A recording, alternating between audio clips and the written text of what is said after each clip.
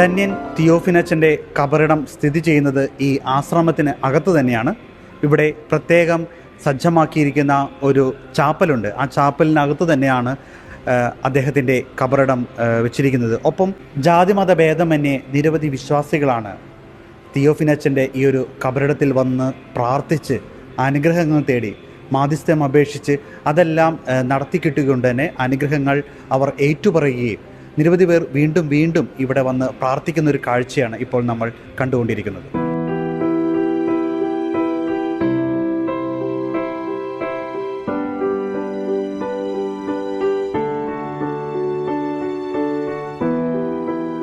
എൻ്റെ കൂടെയുള്ളത് റാഫേൽ എന്ന് പറഞ്ഞ ചേട്ടനാണ്. ചേട്ടൻ വലിയ സന്തോഷത്തിലാണ്. കാരണം തിയോഫിനച്ചനെ നേരിട്ട് കണ്ട ഒരു അനുഭവമുണ്ട്, അച്ഛനോടൊപ്പം പ്രവർത്തിച്ച ഒരു അനുഭവമുള്ള ഒരു വ്യക്തി കൂടിയാണ് അദ്ദേഹം. ഒപ്പം തിയോഫിനച്ചൻ്റെ മാധ്യസ്ഥയിൽ ഒരുപാട് അനുഗ്രഹങ്ങളും അദ്ദേഹത്തിന് ലഭിച്ചിട്ടുണ്ട്. എന്നായിരുന്നു കണ്ടത് നേരിട്ട്? അച്ഛനെ നേരിട്ട് എൻ്റെ 22 വയസ്സുള്ളപ്പോൾ അച്ഛനെ ഇവിടെ വന്ന് കാണുന്നതാണ്. ഇവിടെ ഒരു ശാന്തി കലാനിലയം നമ്മളുടെ ഒരു ക്ലബ്ബുണ്ട്, അതിൽ ഞാൻ മെമ്പറാണ്. അപ്പം ഞാൻ അച്ഛൻ സ്ഥാപിച്ച ഞങ്ങളൊരു 30 പിള്ളേരുണ്ടായി. അന്നേരം ഒരു 21, 23, 40 വയസ്സ് പിള്ളേരുണ്ടായി. അതിൽ ഞങ്ങൾ ജനുവരി ഫസ്റ്റിന് ഇവിടെ നാടകം അവതരിപ്പിക്കും. അപ്പോൾ എല്ലാ ജനുവരി ഫസ്റ്റിനും ഇവിടെ. അപ്പോൾ അന്നേരം ക്രിസ്ത്യൻ പെണ്ണുങ്ങളൊന്നും പുറത്ത് സിനിമക്കൊന്നും പോകില്ല ആ കാലഘട്ടത്തിൽ. അപ്പോൾ ഒരു പാവമായിട്ട് അന്ന് കാണണം. അങ്ങനെ അവിടെ ജനുവരി ഫസ്റ്റ് കോമ്പൗണ്ട് നിറച്ച ആളായിരിക്കും, നിറച്ച ആളായിരിക്കും. ഈ സ്റ്റേജിൽ ഞങ്ങൾ നാടകം അവതരിപ്പിക്കും. അത് കഴിഞ്ഞ് മരിച്ചു കഴിഞ്ഞപ്പോൾ ഞാൻ ഇവിടെ നിന്ന് മരിച്ച് ബോട്ട് ചട്ടി ചെന്ന് ബോട്ട് കടന്ന് വൈപ്പി കടന്ന് അവിടെ നിന്ന് ഓരോ ബസ്സിനും ഇങ്ങനെ കടന്ന് ഓട്ടോറിക്ഷക്കൊക്കെ പോയി മരിച്ചപ്പോൾ അത് അറിയിക്കാനായിട്ട് ഞാൻ പോയിട്ടുണ്ട്. പലരും പോയി. ഞാൻ ഇവിടെ വൈപ്പി മുതൽ കാരയിൽ വരെ പോയി. ഇവിടെ തിരിച്ച് 4 മണിക്ക് വന്നു. അപ്പോൾ ഇങ്ങനെ പോണത് കാണുമ്പോൾ എല്ലാവരും ചോദിക്കും, എന്തായാലും ഇത്ര സ്പീഡിൽ ഇങ്ങനെ തിയോഫിനച്ചൻ മരിച്ചെന്ന്. അപ്പോൾ അവിടെയുള്ളവർക്ക് പറഞ്ഞാൽ അത് പുണ്യാളച്ചൻ എന്നാണ് ഞങ്ങൾ പറയണത്. അങ്ങനെ എല്ലാവരും അങ്ങനെ പലരും അങ്ങനെ പറഞ്ഞ അച്ഛനെ പറ്റി. അച്ഛൻ്റെ വീടിൻ്റെ ആ പരിസരത്തൊക്കെ കുടിപ്പിങ്ങനെ പോയി കാരയിൽ പോയി 4 മണിക്ക് ഇവിടെ വന്ന സംസ്കാരത്തിന് പങ്കെടുത്ത്. അച്ഛൻ്റെ അനുഗ്രഹം, അച്ഛൻ്റെ മാധ്യസ്ഥ അനുഗ്രഹം ലഭിച്ചിട്ടുണ്ടല്ലോ, എന്താണ്? എനിക്ക് എൻ്റെ തല അതിങ്ങനെ വിറക്കുമായിരുന്നു. അപ്പോൾ ചെറിയൊരു വിറവില്ല. അപ്പോൾ കാണുന്നവർക്കൊക്കെ ഒരു അസ്വസ്ഥത തോന്നുന്നു. അപ്പോൾ ഞാൻ ഇവിടെ ENT സ്പെഷ്യലിസ്റ്റ് ഉണ്ട് ഒരാൾ, പ്രദീപ് നമ്മുടെ. അപ്പോൾ ആ പുള്ളിനെ പോയി കണ്ടു കഴിഞ്ഞപ്പോൾ മാറിക്കോളും ചേട്ടാന്ന് പറഞ്ഞു, മരുന്നൊക്കെ തന്നു. പറഞ്ഞു ഞാനിവിടെ അച്ഛൻ്റെ അടുത്ത് വന്ന് പ്രാർത്ഥിച്ച് മുട്ടിപ്പാട്ട് ദിവസം ഞാനിവിടെ എപ്പോഴും അന്ന് മുതൽ ഇവിടെ എപ്പോഴും വരും. പ്രാർത്ഥിച്ച് എൻ്റെ തലവിറവെല്ലാം അങ്ങോട്ട് മാറിപ്പോയി. അങ്ങനെ ഒരു വലിയ അനുഗ്രഹം എനിക്ക് കിട്ടി. അച്ഛനായിട്ട് വലിയ ജീവിച്ചിരിക്കുമ്പോഴും വലിയ സ്നേഹത്തിലും അച്ഛൻ്റെ വീട്ടുകാരുമായിട്ട് അച്ഛൻ്റെ ചേട്ടൻ്റെ മക്കൾ കേട്ട് അച്ഛൻ്റെ പെങ്ങൾ ഇപ്പോൾ വിശുദ്ധ പദവിയിലേക്ക് ഒരു പടി കൂടി അടുത്തിരിക്കുകയാണ്. ധന്യൻ ആയിട്ട് പ്രഖ്യാപിച്ചിരിക്കുകയാണ്. വലിയ ഒരു സന്തോഷത്തിലാണ് അല്ലേ? കാരണം അച്ഛനോടൊപ്പം തന്നെ പ്രവർത്തിക്കാനും കൂടെ ഉണ്ടാവാനൊക്കെ സാധിച്ചു. അച്ഛൻ സ്ഥാപിച്ച ശാന്തി കലാനിലയത്തിൽ നാടകം അവതരിപ്പിച്ച വ്യക്തിയും കൂടിയാണ്.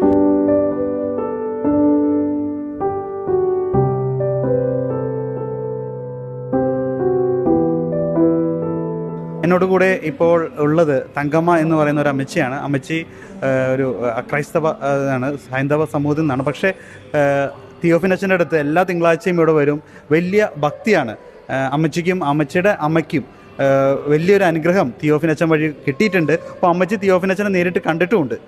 അമ്മച്ചിയോട് ചോദിക്കുക, അമ്മച്ചി അച്ഛനെ എപ്പോഴൊക്കെ ചെറുപ്പത്തിലാണോ നേരിട്ട് കണ്ടത്? ചെറുപ്പത്തിലെന്ന് വെച്ചാൽ ഒരുവിധം പ്രായമായപ്പോൾ.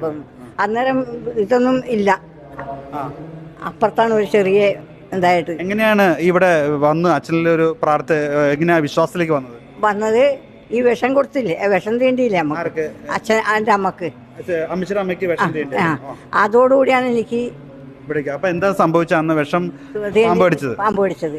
എന്നിട്ട് അച്ഛൻ വെറ്റിനറിയിലാണ് മരുന്ന് കൊടുത്തത്. അച്ഛനടുത്ത് കൊണ്ടുവന്നു. അപ്പൊ ആരാണ് പറഞ്ഞത് അച്ഛനടുത്ത് കൊണ്ടുവന്നോന്ന് പറഞ്ഞത്? ആരാണ്ട് പറഞ്ഞപ്പോ അച്ഛൻ്റെ അടുത്ത് കൊണ്ടുവന്നപ്പോ അച്ഛനില്ല ഇതുപോലെ അവിടെ നിൽക്കുകയായിരുന്നു. അപ്പൊ വേറെ പെണ്ണുമ്പോഴൊക്കെ ഇതുപോലെ കൊടുത്തിട്ടുണ്ടായിരുന്നു. അവരങ്ങോട്ട് പോയപ്പോ ഞങ്ങൾ ഇങ്ങോട്ട് വന്ന്. അപ്പൊ അന്നേരം അതോടുകൂടി എനിക്ക് വിശ്വാസമായി. അമ്മയ്ക്ക് മാറിയ അച്ഛൻ അസുഖം അറിയാം. അന്നൊക്കെ 101 കൂടം വെള്ളമാണ് വരണം. അവരതൊന്നും ചെയ്തില്ല. എൻ്റെ അമ്മേനെ ഞാൻ ഉറക്കിയില്ല. പിന്നെ 90 വയസ്സ് വരെ എൻ്റെ അമ്മ ഇരുന്നത്. അത്ര നാള് പിന്നീട് അതിനുശേഷം ചേച്ചി എല്ലാ തിങ്കളാഴ്ചകളും തിങ്കളാഴ്ച വരും.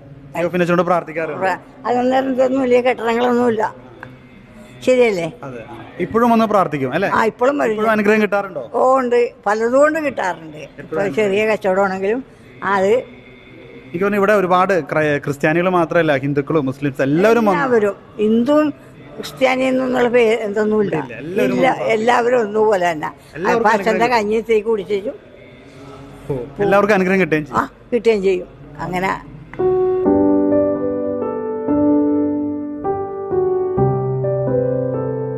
എൻ്റെ പേര് ട്വിങ്കിൾ. ഞാനൊരു ചെസ് പ്ലെയറാണ്. ഇൻ്റർനാഷണൽ ലെവൽ വരെ എനിക്ക് കളിക്കാൻ പറ്റിയിട്ടുണ്ട്. ഞാൻ ഓരോ കളിക്കുമ്പോഴും ഞാൻ തിയോഫ്നസിൻ്റെ മാധ്യസ്ഥം തേടാറുണ്ട്. എനിക്ക് ഇവിടം വരെ എത്തിച്ചതിന് തിയോഫ്നസിന് നന്ദി പറയുന്നു. ഞാൻ ഓരോ റൗണ്ട് തോക്കാൻ പോകുമ്പോഴും എൻ്റെ ഓപ്പോണൻറ്റ് ചിലപ്പോൾ 2-3 പ്രാവശ്യം എന്നെ തോൽപ്പിച്ചിട്ടുണ്ടായിരിക്കും. ആ റൗണ്ട് നാഷണലിൽ ലാസ്റ്റ് റൗണ്ട് തന്നെ അതേപോലെ ഒരു മാച്ച് വന്നപ്പോൾ ഞാൻ തിയോഫ്നസിൻ്റെ സഹായം തേടി ആ റൗണ്ട് എനിക്ക് ജയിക്കാനും സാധിച്ച് നാഷണലിൽ 3rd കിട്ടുകയും ചെയ്ത്. അങ്ങനെ ഓരോ കാര്യങ്ങളിൽ സ്റ്റേറ്റിൽ തന്നെ ഈ വർഷം തന്നെ 3 സ്റ്റേറ്റ് ചാമ്പ്യൻഷിപ്പ് തരുന്നു. ഞാൻ തിയോഫ്നസിന് 1000 നന്ദി പറയുന്നു. പിന്നെ എനിക്ക് തലവേദനയൊക്കെ വന്ന് ഒരിടയ്ക്ക് എനിക്ക് കാണാനും കളിക്കാനും ഓർമ്മയൊക്കെ പോയൊക്കെ ചെയ്തു. ഒരിടയ്ക്ക് ഓർമ്മ പോയ കാര്യമൊന്നും അവൾക്ക് ശരിക്കും അറിയില്ല. കുറച്ചധികം ദിവസങ്ങളിൽ ഓർമ്മ പോയി. അപ്പം ഞങ്ങളിവിടെ വന്ന് പ്രാർത്ഥിക്കുകയും ബിനോച്ചിനൊക്കെ അറിയാം. അപ്പോൾ കാറിൽ നിന്നൊക്കെ ഇറങ്ങി ഓർമ്മ പോയിട്ട് ഓടുന്ന ഒരവസ്ഥയിലോട്ട് ആളെത്തിപ്പെട്ടതാണ്. അപ്പോൾ ഇവിടെ ശക്തമായി പ്രാർത്ഥിച്ച് ബിനോച്ചിനൊക്കെ നന്നായിട്ട് പ്രാർത്ഥിച്ച് അച്ഛൻ കണ്ടുകൊണ്ടിരുന്ന കാറിൽ നിന്നൊക്കെ തുറന്നിറങ്ങി. അപ്പോൾ നമ്മൾ ഇനി ഓർമ്മ തിരിച്ച് കിട്ടുമോ ഇല്ലെന്നുള്ളൊരു അറിയില്ലാത്തൊരവസ്ഥയിലായിപ്പോയി. ഒരു ചെസ് പ്ലെയറാണ്, ഇനി കളിക്കില്ലെന്ന് തന്നെയാണ് ഉറപ്പിച്ചതാണത്. ഒരിക്കലും ഞാൻ കളിക്കില്ലെന്ന് ഞങ്ങൾ വേദനയോടെ ഓർത്തിരുന്ന കാര്യമാണത്. പക്ഷെ അത് ഈ കൊറോണ സമയത്താണ് നമുക്കൊന്നും ചെയ്യാൻ പറ്റാത്തൊരു സാഹചര്യം വരുന്നത്. അങ്ങനെ അച്ഛന്മാരൊക്കെ നല്ലപോലെ പ്രാർത്ഥിച്ച് തിയോഫ്നസിൻ്റെ എണ്ണയൊക്കെ പുരട്ടി എന്തോ അത്ഭുതകരമായി ഹോസ്പിറ്റലൊക്കെ കൊണ്ടുപോയിട്ട് ഇനി തിരിച്ച് കിട്ടൂലെന്നുള്ള രീതിയിലായിരുന്നു. പക്ഷെ അത് ഞങ്ങൾക്ക് ഒരു വലിയ മിറാക്കിളാണ്. പിന്നെ ഇങ്ങനെ ചെസ്സ് കളിക്കുമെന്നോ പിന്നെ ഈ ലെവലിലോട്ട് വീണ്ടും വരുമെന്നോ ഓർത്തില്ല. ഈ പ്രാവശ്യം 3 സ്റ്റേറ്റ് ചാമ്പ്യൻഷിപ്പാണ് ഈ കഴിഞ്ഞ പ്രാവശ്യം ഈ 2025 ലാസ്റ്റിൽ കിട്ടിത്തീർന്നത്. ഇനി ചാമ്പ്യൻഷിപ്പ് തുടങ്ങിയാണ്. ഒട്ടും അറിയില്ല, ശരിക്കും നല്ല ലെവലിൽ ചെസ്സ് പഠിച്ചിട്ടുള്ള ആളല്ല. പക്ഷേ ഒരു ദൈവത്തിൻ്റെ പ്രത്യേക കയ്യൊഴുപ്പ് പോലെ എപ്പോഴും ഇവിടെ വന്ന് അച്ഛനോട് പ്രാർത്ഥിക്കും. പോകാൻ നേരത്തും തോറ്റാലും ഇവിടെ വന്ന് പ്രാർത്ഥിക്കും. അങ്ങനെ ഒരവസ്ഥയിൽ മോള് പോയിക്കൊണ്ടിരിക്കുന്നത്.